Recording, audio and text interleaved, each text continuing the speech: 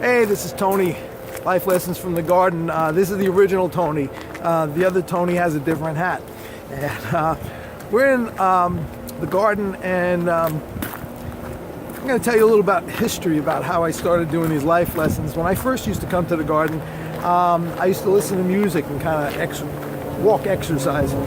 And it was a time in my life where I was kind of looking for answers, and so I decided, I'm going to stop listening to music. I'm just going to walk in the garden and observe, see if I can get some life lessons and through nature, through God.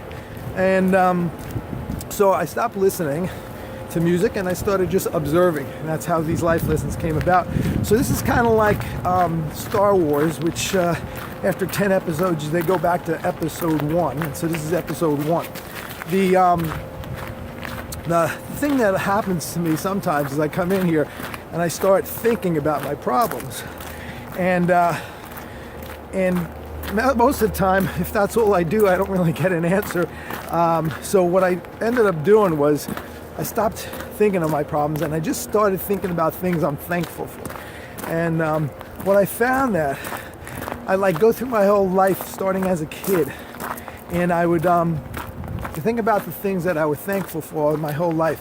And by the time I got out of the garden, the problem I came in here with didn't really seem that important. And I think that's kind of goes along with the law of attraction. The more you complain, the more you can find to complain about. The more you're thankful, the more you can find things to be thankful for. And so that's one thing that I've learned here. I've also learned some things from my kids. My kids both went on missions trips to third world countries. And in these third world countries, your toilet was a hole in the ground and your shower was a 5-gallon bucket of water. When they came back very thankful for what they had in their life that they had, because they saw what these kids in third world countries had to deal with. And every once in a while I'd complain about something and my kids would say, "Hey Dad, that's a first world problem." And first world problem meaning the third world problem is, do I have any food to eat today? Do I have a place to stay? Is somebody gonna kidnap me and traffic me and cause me, bring me into slavery? Those types of things. Our first world problems aren't really that important. We had something just the other day. My wife sent me a text message and I never got it. And we're sitting there and we're saying, how come I never got this? We're looking at her phone, it's there. We're looking at my phone, it's not there. And then we started laughing. First world problem. A text message goes from my phone to a cell tower and 22,000 miles up to a satellite, 22,000 miles back down to a cell tower, and then back to my phone. And we should kind of be wondering why it even sends one message, never mind missing one message. So first world problem. So we're going to be coming up to an area where I did my first life lesson. So this kind of is episode 1.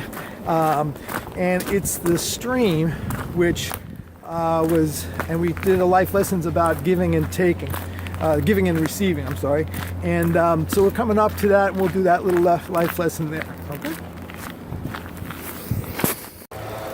So the first lesson I ever did was right here with the stream. We talked about the stream giving and receiving water, and then the pool giving it out, and that's what kept the stream healthy and full of life. With being thankful, it's the same way. The more we're thankful, the more blessings we receive. At least I found that in my life. The more complaining we do, the more problems we seem to have. Okay, so with this life lesson, I'm going to give you a challenge. I'm going to ask you to take a day, it can be Thanksgiving, doesn't have to be, and just go through your life from when you were a kid and think about all the things that you're thankful for. And to tell you the truth, you won't really come up with all of them the first time you do it. The more you do it, the more you think about things that you're thankful for. And I believe that when you do that, you'll be blessed. And because I have. And I personally give God the thanks for all the things that in my life. And so in this Thanksgiving, peace and love. Happy Thanksgiving.